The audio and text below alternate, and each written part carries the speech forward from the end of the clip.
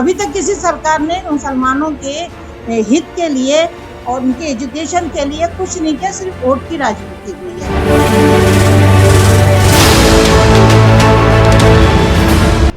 All India women मुस्लिम personal law board का समर्थन, कट्टरपंथियों और विपक्ष की बढ़ जाएगी टेंशन, सड़कों पर हल्ला बोल अब होगा कंट्रोल, मोदी की जय जयकार, वक्फ विरोधियों पर प्रहार। पहले लोकसभा में खूब हंगामा होता है, फिर राज्यसभा में बिल को लेकर बवाल होता है, लेकिन अंत में राष्ट्रपति से मुहर लग जाती है और वक्फ संशोधन बिल लागू हो जाता है। लेकिन बवाल नहीं थमा, सड़कों पर मुस्लिम संगठन के तमाम कार्यकर्ता सड़कों पर आ गए, खूब प्रोटेस्ट किया गया, जमकर नारेबाजी की गई, सियासी रोटियां सेकी गई, लेकिन मोदी सरकार नहीं झुकी, क्योंकि कहा जाता है कि मोदी सरकार जो कहती है वही करती है।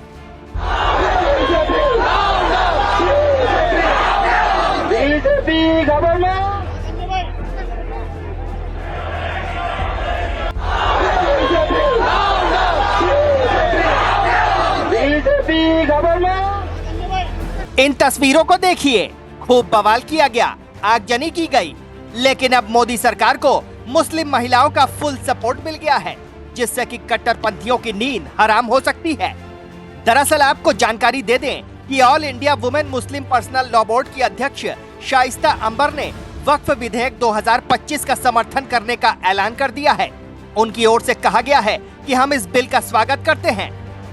अभी तक किसी सरकार ने मुसलमानों के हित के लिए और उनके एजुकेशन के लिए कुछ नहीं किया, सिर्फ वोट की राजनीति हुई है।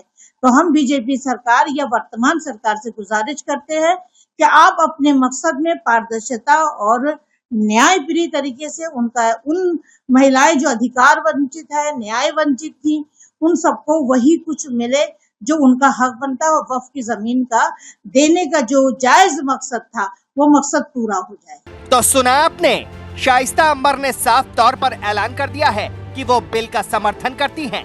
साथ ही उन्होंने मोदी सरकार की भी जमकर तारीफ की है।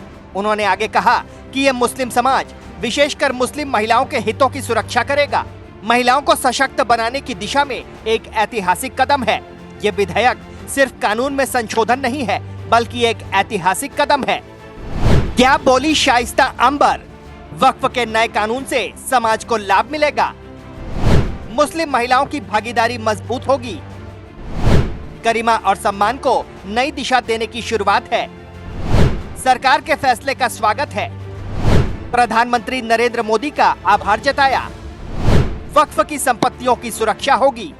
शाइस्ता अंबर ने तो यहाँ तक दावा कर दिया है कि पिछली सरकारों ने कभी मुस्लिम महिलाओं के लिए काम नहीं किया, लेकिन मोदी सरकार ने मुस्लिम समाज और मुस्लिम महिलाओं के लिए काम किया है।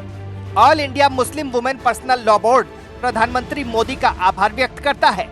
एक तरफ all India Muslim women personal law है, तो वहीं दूसरी तरफ मुस्लिम समाज के सैकड़ों संगठन, विपक्ष के नेता हैं, जो सड़कों पर हाय तौबा कर रहे हैं, जो जनता को गुमराह करने का काम कर रहे हैं। अब जरा आप ये भी सुन लीजिए कि विपक्ष के नेताओं का क्या कहना है। जवान कुछ लोग वक्फ की जमीनों पे अच्छा इस्तेमाल कर रहे हैं, एजुकेशन सेंटर खुल रहे हैं, मदरसे खुल रहे हैं, लेकिन वो जितना काम वक्फ के विभाग को करना चाहिए वो ईमानदारी से वक्फ विभाग ने नहीं किया। जमीनों की लूटमार होती रही, सही मकसद पूरा नहीं हुआ। तो हम सरकार से उम्मीद करते हैं और गुजारिश करते हैं कि आप ये अधिनियम लाए हैं संशोधन करके, तो इसमें ईमानदारी से, पारदर्शिता से वक्फ की जमीनों को बिना किसी लूटपाट के वो समाज की दबे कुचले लोगों के लिए शेल्टर होम हो, आश्रय होम हो, मदरसे हो, कारखाने हो, मदरसा मॉडर्नाइज हो, ताकि वहां से इमाम भी निकले और जज और आईएएस अधिकारी भी पढ़ के निकले और वो काम करें समाज का और उनकी आर्थिक स्थिति बढ़े। तो सुन लीजिए, कोई संविधान की दुहाई देता है तो कोई सियासी रोटियां सेक रहा है। लेकिन साहब, सवाल यही बार बार खड़ा होता है कि आखिर विपक्ष को बिल से ऐतराज क्यों है? क्योंकि हिंदू संगठनों की अगर बात की जाए तो देवकी नंदन ठाकुर से लेकर तमाम बड़े साधु संत भी बिल का समर्थन कर चुके हैं। अब ऐसे में शाइस्ता अंबर के समर्थन से भी मुस्लिम समाज की टेंशन बढ़ सकती है।